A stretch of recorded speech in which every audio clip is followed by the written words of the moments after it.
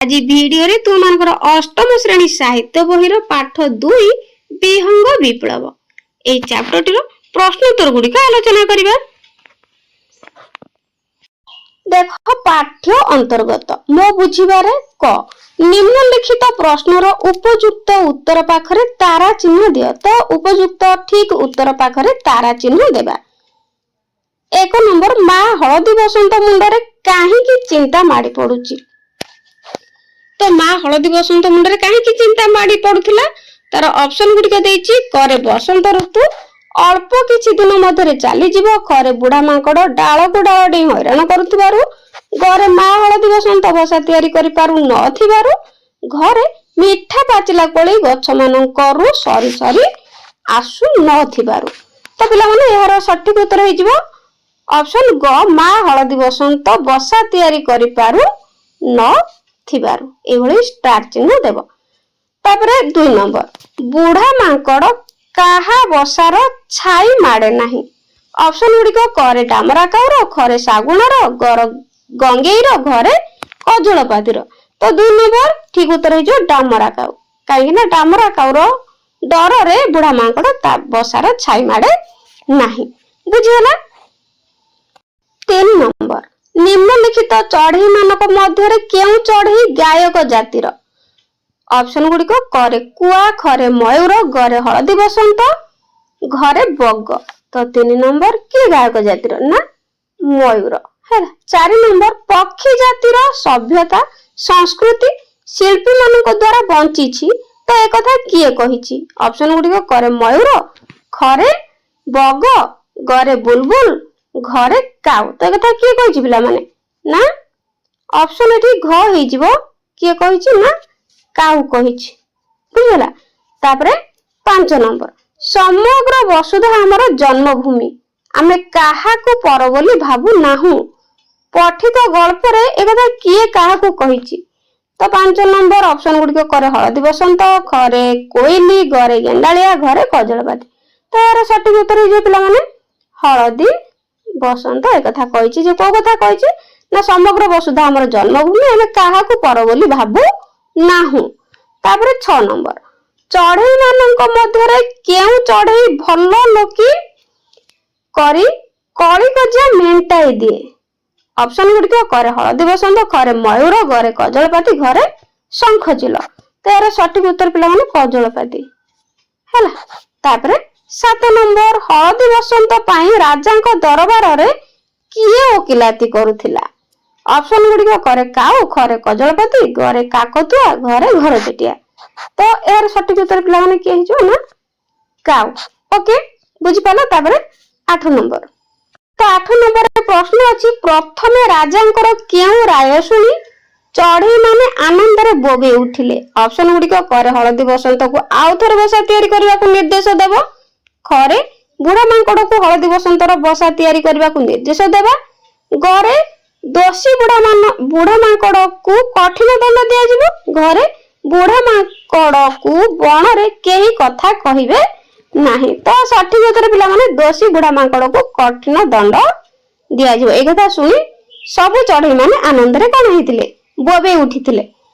9 number राजा निजर राय बदलाई देबार कारण कोन। Option गुडी को करे मंत्री सुगालर परामर्श जोगु खरे बुढ़ा मांकड़ कोई कोई होई कांदी पकाइबा जोगु घरे चढ़ई कूल को दुर्बल बोली भाबिबा जोगु। 6 तापरे घरे लांच स्वरूप गोटिए पाचिला पणसर लोभ जोगु। तो पिला माने यार सठिक उत्तर हे जे कोन ऑप्शन घ लांच स्वरूप गोटिए पाचिला पणसर लोभ जोगु। काहे ना गोटे बड्ड पाचिला पणस नेकिनी कोन करथिला बुढ़ा मांकड़ राजांको पछरे रखि देथिला। तापरे 10 नंबर केउथि पाई चढ़ई माने आहुरी रागी जाई राजा मंत्री और राज कर्मचारी मानकु खुंपिबा को लागिले। तो ऑप्शन गुडी को करे लांच खाई राजा न्याय प्रदान करबा हेतु खरे पक्षी बाहिनी राजा को बनर शासक रूपे मानि नथिबारु घरे राजा को सहित श्रुगाल महामंत्री पाचिला पणस को खाउथिबार देखि घरे बुढ़ा मांकड़ भल्लुक महाराजा को पणस कोसा खुआउथिबार देखि। तो 10 नंबर यार सठिक उत्तर हे जिवो ऑप्शन घ हला। बुढ़ा मांकड़ भल्लुक महाराजा को पणस कोसा खुआउथिबार देखि बहुत रागी गले के माने ना चढ़ई माने।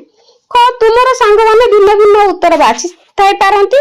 तो उत्तर गुड़िक दल में आलोचना करी ठीक भाव में उत्तर निर्णय कर। तो पिला एटा तुम तुम मैंने कौन कर ना उत्तर गुड़िक करके आनला परे तुम क्लास रे तुम सांग मान मध्य उत्तर गुड़िक कौन कर आलोचना कर किए कौन करिछि हैला एगुड़िक सब तापर बही पढ़ी ठीक उत्तर सब निर्णय कर। देख मिलमिशी जोड़िबा पठित पाठरू निम्न केते गुडी वाक्य दिया जायछि प्रत्येक वाक्य पई दुईटी लेखाए अर्थसूचक वाक्य दिया जायछि तुमे तुम दलर सांग मानक सहित आलोचना करी सबठार उपयुक्त अर्थ प्रकाश करथिबा वाक्य सहित रेखा चिन्ह द्वारा संयोग कर। देखो पिला माने एठी वाक्य देछि एवं डाहण पटरे देछि कोन अर्थ तो वाक्य गुडी अर्थ देछि एक नंबर देखो जेते काकुति मिनती कहले भी बा हेले भी बुढ़ा माकड़ ता कथा सुनिबा को नाही।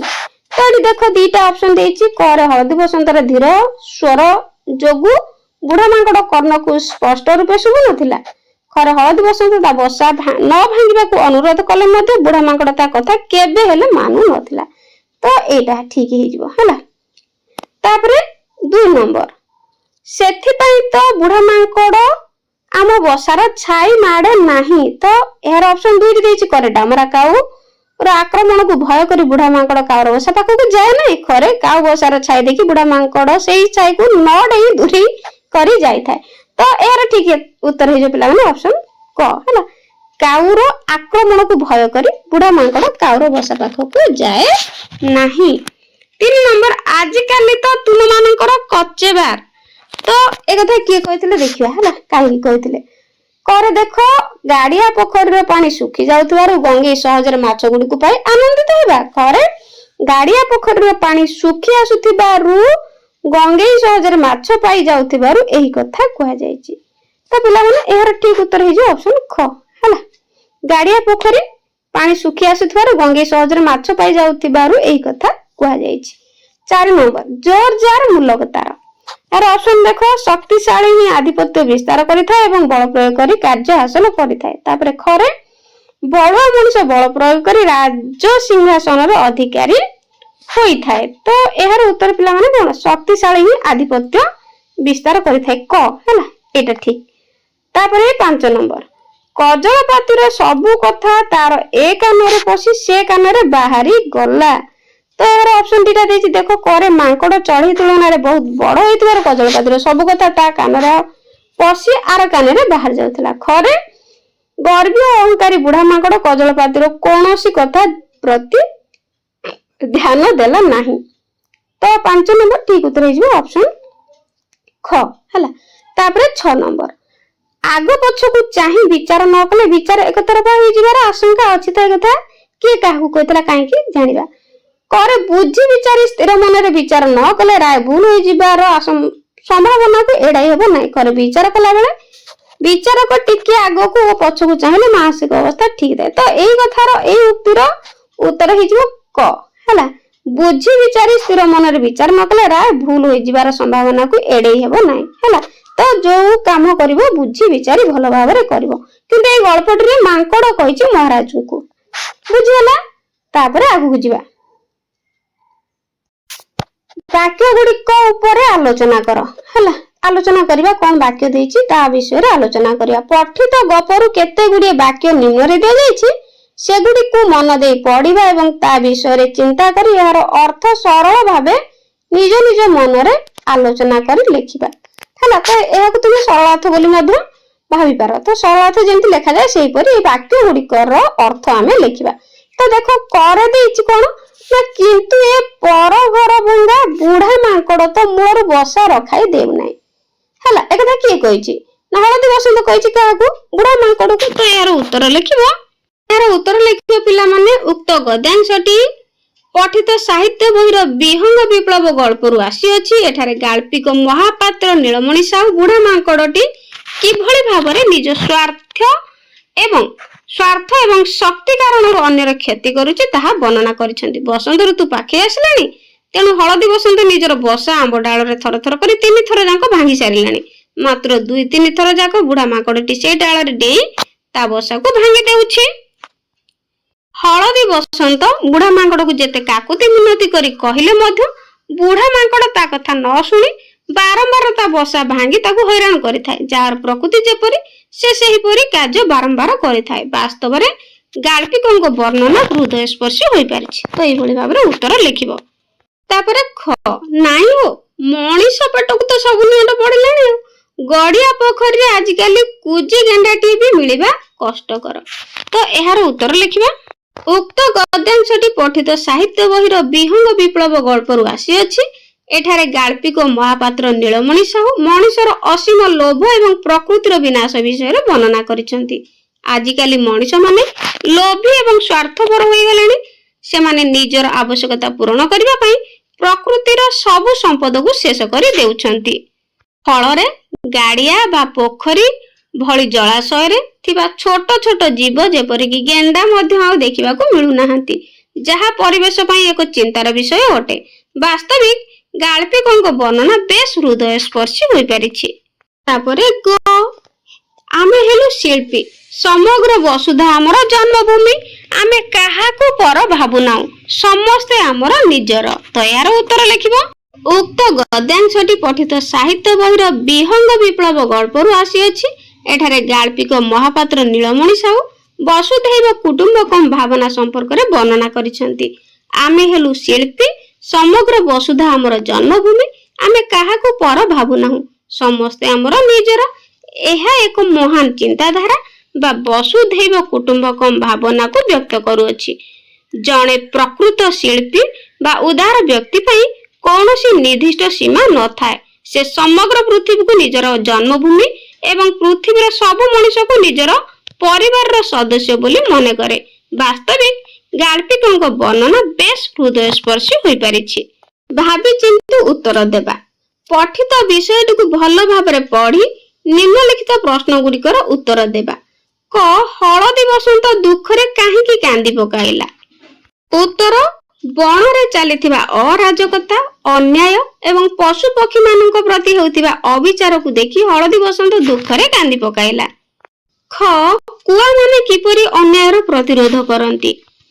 ଉତ୍ତର, ଯେତେବେଳେ କୌଣସି ଅନ୍ୟାୟ ହୁଏ ସବୁ କୁଆ ଏକାଠି ହୋଇ କା କା ରଡି କରି ଏବଂ ସଂଘବଦ୍ଧ ଭାବେ ଆକ୍ରମଣ କରି ଅନ୍ୟାୟର ପ୍ରତିରୋଧ କରନ୍ତି। ଗ, ଗଙ୍ଗେଇ କେଉଁ ପରିବେଶ ଦେଖି ହଳଦୀ ବସନ୍ତକୁ ଗୀତ ଗାଇବାକୁ କହିଲା? ଉତ୍ତର, ଚାରିଆଡେ ଏତେ ରଙ୍ଗର ଫୁଲ, ଏତେ ପ୍ରକାରର କୋଳି ଆଉ ଏତେ ସୁନ୍ଦର ପବନର ସମାହାରରେ ସୁନ୍ଦର ପରିବେଶ ଦେଖି ଗଙ୍ଗେଇ ହଳଦୀ ବସନ୍ତକୁ ଗୀତ ଗାଇବାକୁ କହିଲା। ଘ, ବିଦେଶୀ ଚଢେଇ ମାନଙ୍କ ପ୍ରତି ବଗର କେଉଁ ଧାରଣା ଥିଲା? ଉତ୍ତର, ବଗ ଭାବୁଥିଲା ଯେ ବିଦେଶୀ ଚଢେଇ ମାନେ ଅତିଥି ଏବଂ ସେମାନଙ୍କୁ ସମ୍ମାନ ଦେବା ଉଚିତ, ମାତ୍ର ସେମାନେ ଆମ ନିୟମ ମାନିବା ଦରକାର। ଉ, କଜଳପାତିକୁ ଚଢେଇ ମାନେ ଭୟ ଓ ଶ୍ରଦ୍ଧା କରିବାର କାରଣ କଣ? ଉତ୍ତର, କଜଳପାତି ପକ୍ଷୀ ସମାଜରେ ମଧ୍ୟସ୍ଥତାର କାର୍ଯ୍ୟ କରେ।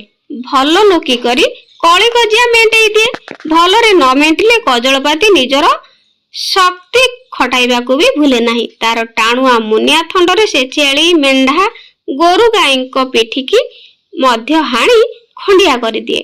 ତେଣୁ ପକ୍ଷୀମାନେ ତାକୁ ଶ୍ରଦ୍ଧା କରନ୍ତି, ଟିକିଏ ଭୟ ମଧ୍ୟ କରନ୍ତି। ତ ପିଲାମାନେ ଏଠି ଲେଖିବ ମେଣ୍ଢା, ତ ମେଣ୍ଢା ଏଠି ସ୍ପେଲିଂ ଭୁଲ ଅଛି, ଲେଖିବ ଏମିତି ହେଲା। ଚ, ସେହି ବଣରେ ଭାଲୁକୁ କାହିଁକି ରାଜା କରାଯାଇଥିଲା? ଏହାର ଉତ୍ତର ପିଲାମାନେ ଲେଖିବ, ବଣରେ ସିଂହ, ବାଘ ଓ ହାତୀ ନ ଥିବାରୁ ସମସ୍ତେ ମିଳିମିଶି ଭାଲୁକୁ ରାଜା କରିଥିଲେ। ବୁଝିପାରିଲ? ଛ, ପ୍ରଥମେ ରାଜାଙ୍କର କେଉଁ ରାୟ ଶୁଣି ପକ୍ଷୀମାନେ ଆନନ୍ଦରେ ବୋବେଇ ଉଠିଲେ? ଉତ୍ତର, ରାଜା କାଉର ଯୁକ୍ତିକୁ ହୃଦୟଙ୍ଗମ କରି ରାୟ ଦେଲେ, ହେ ଦୁଷ୍ଟ ମାଙ୍କଡ, ବିନା ଦୋଷରେ ବାରମ୍ବାର ହଳଦୀ ବସନ୍ତର ବସା ଭାଙ୍ଗିଥିବାରୁ ତୁମେ ଦୋଷୀ, ତୁମକୁ କଠିନ ଦଣ୍ଡ ଦିଆଯିବ। ପ୍ରଥମେ ରାଜାଙ୍କର ଏହି ରାୟ ଶୁଣି ଚଢେଇ ମାନେ ଆନନ୍ଦରେ ବୋବେଇ ଉଠିଲେ। ଜ, କେଉଁଥିପାଇଁ ରାଜା ଦେଇଥିବା ରାୟକୁ ପୁଣି ବଦଳାଇ ଦେଲେ? ଏହାର ଉତ୍ତର ହେବ ପିଲାମାନେ, ବୁଢା ମାଙ୍କଡଟି ବହୁ ଆଗରୁ ମନ୍ତ୍ରୀଙ୍କୁ ହାତ କରି ରାଜସିଂହାସନ ପଛପଟେ ଗୋଟିଏ ପଣସ, ବଡ ପଣସ ଲାଞ୍ଚ ସ୍ୱରୂପ ରଖିଦେଇଥିଲା। ଲାଞ୍ଚ ପାଇ ରାଜା ଏପରି ବିଚାର ବଦଳାଇ ଦେଲେ। ତ ଏଠି ପିଲାମାନେ ଲେଖିବ ବିରାଟ ପଣସ ବା ବଡ ପଣସ। ବୁଝିପାରିଲ? ଝ ଘର ଚଟିଆ ରାଜଦରବାରର ସମସ୍ତ ଖବର କିପରି ଜାଣିପାରୁଥିଲା? ଉତ୍ତର ଘର ଚଟିଆ ଛୋଟ ପକ୍ଷୀ ହୋଇଥିବାରୁ ସେ ରାଜପ୍ରାସାଦର କୋଣ ଆଉ ଅନୁକୋଣରେ ପଶିଯାଇ ସବୁ ଗୁପ୍ତ କଥା ଶୁଣି ପାରୁଥିଲା। ଏହି ଗପରେ କାହାର ଚରିତ୍ର ତୁମକୁ ବେଶୀ ଭଲ ଲାଗୁଛି? ପିଲାମାନେ ଏଠାରେ ଲେଖିବ ଏହି ଗପରେ କଜଳପାତିର ଚରିତ୍ର ବେଶୀ ଭଲ ଲାଗୁଛି କାରଣ ସେ ନିର୍ଭୀକ ଭାବରେ ଅନ୍ୟାୟ ବିରୁଦ୍ଧରେ ଲଢିଥିଲା। ତ ଚଢେଇମାନେ ରାଜାଙ୍କ ଅନ୍ୟାୟ କାର୍ଯ୍ୟ ଜାଣିପାରି କଣ କରିବାକୁ ସ୍ଥିର କଲେ? ଏଠାରେ ଲେଖିବ ପିଲାମାନେ ଉତ୍ତର ଚଢେଇମାନେ ରାଜାଙ୍କ ଅନ୍ୟାୟ ଜାଣିପାରି ସଂଘବଦ୍ଧ ଭାବେ ବିଦ୍ରୋହ ବା ବିପ୍ଳବ କରିବାକୁ ସ୍ଥିର କଲେ। ବିହଙ୍ଗ ବିପ୍ଳବ ଗପରୁ ତୁମକୁ କେଉଁ ଶିକ୍ଷା ମିଳେ ବା ଆମମାନଙ୍କୁ ବିହଙ୍ଗ ବିପ୍ଳବ ଗଳ୍ପରୁ କେଉଁ ଶିକ୍ଷା ମିଳିଲା?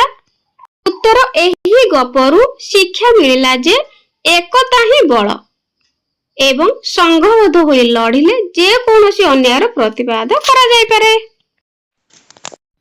ଅନୁମାନ ଓ କଳ୍ପନା ସାଙ୍ଗମାନଙ୍କ ସହିତ ଆଲୋଚନା କରିବା। ପ୍ରଶ୍ନ ନମ୍ବର 1 ହଳଦୀ ବସନ୍ତ ତୁମ ଘର ତାଜା ଉପରେ ବସା ବାନ୍ଧିଥିଲେ ତୁମେ କଣ କରିଥାନ୍ତ?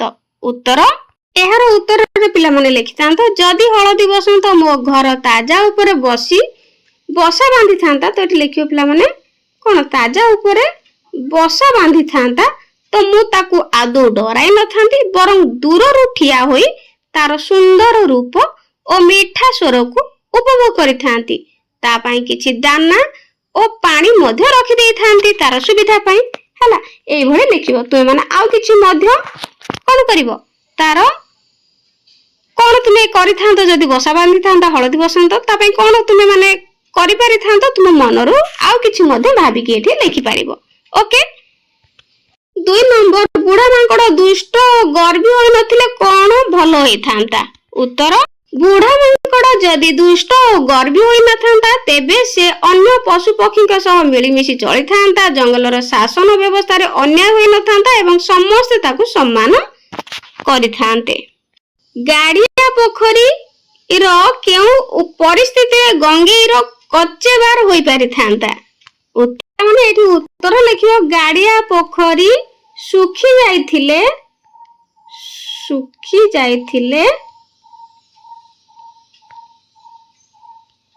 ଏବଂ ଜଳଜୀବ ମାନଙ୍କର ଆଧିକ୍ୟ ଥିଲେ ଅର୍ଥାତ୍ ଅଧିକ ଥିଲେ କଣ ହେଇଥାନ୍ତା ନା ଗଙ୍ଗେଇର କଚେବାର ହୋଇପାରିଥାନ୍ତା। 4 ନମ୍ବର ବିଦେଶୀ ମାନେ ତୁମର ଅତିଥି ହେଲେ ତୁମେ ତାଙ୍କ ପ୍ରତି କିପରି ବ୍ୟବହାର ପ୍ରଦର୍ଶନ କରିବ? ଉତ୍ତର ବିଦେଶୀ ମାନେ ଅତିଥି ହେଲେ ମୁଁ ଆମର ଅତିଥି ଦେବ ଭବ ପରମ୍ପରା ଅନୁଯାୟୀ ତାଙ୍କୁ ଆଦର ସମ୍ମାନ ଦେବି ବା କରିବି, ତାଙ୍କୁ ଆମ ସଂସ୍କୃତି ଓ ଖାଦ୍ୟପେୟ ବିଷୟରେ ଜଣାଇବି ଏବଂ ସେମାନେ ଯେପରି କୌଣସି ଅସୁବିଧାର ସମ୍ମୁଖୀନ ନ ହେବେ ସେଥିପ୍ରତି ଧ୍ୟାନ ଦେବି। ତାପରେ 5 ନମ୍ବର ବଗର କି ସ୍ୱଭାବ ହୋଇଥିଲେ ତାକୁ ସବୁ ଚଢେଇ ଆଦର କରିଥାନ୍ତେ? ଉତ୍ତର ବଗ ଯଦି ପରୋପକାରୀ ସ୍ପଷ୍ଟବାଦୀ ଏବଂ ସତ୍ୟବାଦୀ ହୋଇଥାନ୍ତା ତେବେ ତାକୁ ସବୁ ଚଢେଇ ଆଦର କରିଥାନ୍ତେ। ସେ ଛଳନା ନ କରି ସମସ୍ତଙ୍କ ସୁଖ ଦୁଃଖରେ ସାଥୀ ହୋଇଥିଲେ ସମସ୍ତଙ୍କର ପ୍ରିୟ ହୋଇପାରିଥାନ୍ତା। 6 ନମ୍ବର ଭାଲୁ ରାଜା ଲାଞ୍ଚୁଆ ହୋଇନଥିଲେ ସେ କି ପ୍ରକାର ବିଚାର କରିଥାନ୍ତେ? ଉତ୍ତର ଭାଲୁ ରାଜା ଲାଞ୍ଚୁଆ ହୋଇନଥିଲେ ସେ ନିରପେକ୍ଷ ଓ ନ୍ୟାୟୋଚିତ ବିଚାର କରିଥାନ୍ତା। ସେ ଦୋଷୀକୁ ଉପଯୁକ୍ତ ଦଣ୍ଡ ଦେବା ସହ ଜଙ୍ଗଲରେ ଶାନ୍ତି ଓ ନ୍ୟାୟ ପ୍ରତିଷ୍ଠା କରିଥାନ୍ତା ଯାହା ଫଳରେ ହଳଦୀ ବସନ୍ତ ଉପଯୁକ୍ତ ନ୍ୟାୟ ପାଇଥାନ୍ତା ଏବଂ ସେ ତାର ବସା ବାନ୍ଧି ପାରିଥାନ୍ତା ଗଛ ଡାଳରେ। ପ୍ରଶ୍ନ ଶାସକ ଯଦି ନ୍ୟାୟୋଚିତ ବିଚାର ନ କରେ ତେବେ ରାଜ୍ୟରେ କେଉଁ ପରିସ୍ଥିତି ସୃଷ୍ଟି ହେବ? ଉତ୍ତର ଶାସକ ନ୍ୟାୟୋଚିତ ବିଚାର ନ କଲେ ରାଜ୍ୟରେ ଅରାଜକତା ଅଶାନ୍ତି ଏବଂ ବିଦ୍ରୋହ ସୃଷ୍ଟି ହେବ। ସାଧାରଣ ଜନତା ଶାସନ ପ୍ରତି ବିଶ୍ୱାସ ହରାଇବେ ଏବଂ ଚତୁର୍ଦିଗରେ ଅନ୍ୟାୟ ବଢି ଚାଲିବ। 8 ନମ୍ବର ଘର ଚଟିଆ ଯଦି ରାଜାଙ୍କ ସିଂହାସନ ପଛରେ ପାଚିଲା ପଣସ କଣ କରିଥାନ୍ତା ଦେଖି ନଥାନ୍ତା ତେବେ କଣ ହୋଇଥାନ୍ତା? ଉତ୍ତର ଲେଖିବ ପିଲାମାନେ ଘର ଚଟିଆ ଯଦି ସେହି ଲାଞ୍ଚ ପଲିସି ଦେଖି ନଥାନ୍ତା ସେହି ପଛରେ ଥିବା ବଡ ପଣସଟାକୁ ଦେଖି ନ ପାରିଥାନ୍ତା ତେବେ ରାଜାଙ୍କର ପ୍ରକୃତ ସ୍ୱରୂପ ଓ ଲାଞ୍ଚ ମନୋଭାବ ବିଷୟରେ ଚଢେଇ ମାନେ ଜାଣିପାରି ନଥାନ୍ତେ ଫଳରେ ସେମାନେ ସବୁଦିନ ପାଇଁ ଅନ୍ୟାୟର ଶିକାର ହୋଇଥାନ୍ତେ। नौ नंबर विहंग विप्लव सफल हेबा परे बण मूलकर शासन क्षेत्र में क्यों परिवर्तन आसीथिबो? उत्तर विहंग विप्लव सफल हेबा परे बण मूलकर गणतांत्रिक और न्यायपूर्ण शासन प्रतिष्ठा होइतिबो, स्वेच्छाचारी शासन अंत घटी समस्त पक्षी को स्वार्थ रक्षा होइतिबो एवं शासन रे स्वच्छता आसीथिबो। एभଳି भाବରେ ସବୁ ଯାଙ୍କ ପ୍ରଶ୍ନ ଗୁଡ଼ିକର ଉତ୍ତର ଦେବ। ତାପରେ ଦେଖ ପିଲାମାନେ ଅଭିନୟ, ଯାହାକି ତୁମ ମାନଙ୍କ ପାଇଁ କେବଳ ଶ୍ରେଣୀ ଗୃହରେ ଅଭିନୟ କରିବ। ତଳେ ଦିଆଯାଇଥିବା ପରିସ୍ଥିତି ପାଇଁ ସାଙ୍ଗମାନଙ୍କ ସହିତ ଆଲୋଚନା କର। ଚରିତ୍ର ମାନଙ୍କର କଥୋପକଥନକୁ କଳ୍ପନା କରିବା ସହିତ ଲେଖିବା ଏବଂ ତାକୁ ଦେଖି ତାକୁ ନେଇ ଅଭିନୟ। ତ ପିଲାମାନେ ଏଠି କଣ କରିବ ନା ତୁମେ ଚରିତ୍ର ସବୁ ନବ ବଣମୂଲକର ଯେଉଁ ମାନେ ସବୁ ପଶୁପକ୍ଷୀଙ୍କର ଚରିତ୍ରର କଣ କରିବ ତୁମେ ମାନେ ନିଜେ ନିଜେ ବାଛି ନେବ। ତା ସହିତ ସେମାନଙ୍କର କଥୋପକଥନକୁ ତୁମେ ମାନେ କଳ୍ପନା କରିବା ସହିତ ତାକୁ ଲେଖିବ ଏବଂ ଅଭିନୟ କରିବ ଶ୍ରେଣୀ ଗୃହରେ ହେଲା। एकरे देखो हलदी बसंत पाखरे काउ पहुंचीबा परठारु सेमाने जा सब कथावार्ता होइतिले से नाट्य रूप प्रस्तुत करी सांग मानकु नेकी अभिनय करिबा। दुई रे बग हलदी बसंत पाखरे पक्षी मानक सहित केउ सब प्रकार कथोपकथन होइछि ताकु खाता रे लेखिबा एवं तार नाट्य रूप देवा सहित सांग मानकु नेकी अभिनय करिबा। तीन रे बालू राजांगर विचार रे मांकड़ दोषी हेबा एवं परे हलदी बसंत को दोषी बोली राय देबा घटना को नाट्य रूप देबा सहित सांग मानक सहित मिसी अभिनय कर। पिला माने देखो शब्दर ठीक बनान। तो एठी शब्द गुडी देछि एगुडीकर ठीक बनान आमे बाछिबा। तो एक नंबर देखो निम्नलिखित शब्द मानक मध्यरु ठीक शब्द रे गोल बुलाई कोन करबो निर्दिष्ट करबो। तो एठी कोन करबो ना गोल बुलेबो। देखो करे अछि कोन दुरावस्था दुरावस्था ना दुरावस्था। तो यार उच्चारणटा कोडा ठीक हबो ना एई सेकेंडटा हबो हला दुरावस्था एई भले भाबरे गोल बुलेबो। खरे शिरोधार्य तो शिरोधार्य एटा फास्टटा हबो हला एटा हबो कोडा एटा। तापरे गरे भर्छना भर्छनार केमति स्पेलिंग देखो देछि भर्छना भर्छना भर्छना किंतु उपयुक्त कोडा हबो ना सेकेंडटा हबो हला। तापरे घ अस्तव्यस्त केमति स्पेलिंग देखो कोडा हबो ठीक पिला माने ना फास्टटा हबो हला। एटा को ठीक करिके गोल बुलेबो एमति हला। तापरे उरे दुर्दशा स्पेलिंग टा केमति पिला माने ना फास्टटा हला। तापरे 2 नंबर विशेष और विशेषणर मेल। तो पिला माने विशेष और विशेषण मेल करबा। विशेष पद और विशेषण पद। तो देखो बूढ़ा मांकड़ एठी मांकड़टी कोन गोटे विशेष पद किंतु जेतेबेले ता पूर्वरु कोन बसी जाउची बूढ़ा। तो या होची गोटे विशेषण पद। तो आमे देखो एठी लिखाइ कोन ना ऊपर लिखित जोड़ा पद मानकरे दुईटी लेखाई पद जोड़ी होइचंती। सेथि मध्यरु प्रथम रेखा चिन्हित पद द्वितीय पद को विशेषित करुथिबारु सेही पद को विशेषण पद और पर पद को विशेष्य पद कहा जाए। तो बुझि परिलो। तो देखो एठी कोन हिची ना बूढ़ा मांकड़। तो मांकड़टी होची कोन विशेष्य पद बूढ़ा हेले ता हे जाउची कोन विशेषण। तो विशेष पद कहा जाए। तो देखो पर पद को एटा होची कोन होची ना विशेषण पद और पर पदटी होची विशेष्य पद। तो एही परि केतेक शब्द पठित गपरु खोजी संग्रह करिबा एवं सांग साथी मानक सहित लिखे। तो ये दुईटा दे देछि देखो बूढ़ा मांकड़ आ कुनी कुनी थंट। आउ कोन तम विषय वस्तु रे अछि ना लिखि दउछि एठी लांच खिया राजा। तापर आउ कोन अछि ना सह सह कजलपाती। केते केते कजलपाती ना सह सह कजलपाती। बुझि पाइलो। तापर पिला माने कोन अछि कोन थिला ना पाचिला आंब। कोन थिला पाचिला आंब। तापर कोन थिला ना बूढ़ा मांकड़। तो एठी अछि हला। तो ए भली भाबरे प्रश्न उत्तर गुडी करबो। तो पिला माने एटी बहुत कष्ट रे तुम मानक पई प्रस्तुत करै छी। वीडियो टी पसंद आस्तिले लाइक करिवो कमेंट करिवो आ सब्सक्राइब करिया पई जमार भूलिबनी। सब्सक्राइब कले मु तुम मानक पई प्रत्येक विषय रो इंग्लिश मैथ साइंस हला साहित्य इत्यादि सब विषय तुम मानक पई प्रश्न उत्तर नै आसीबे हला। तो वीडियो टी को कोन करिवो लाइक करिवो और सब्सक्राइब करिया पई जमार भूलिबनी। आ कमेंट रे मते निश्चित भाबरे जणैबो जे तुमे को स्कूल रे पाठ पढुछ हला। निज निजर स्कूल रो नाम मते कमेंट रे जणैबो हला। आज पई रहउची थैंक यू।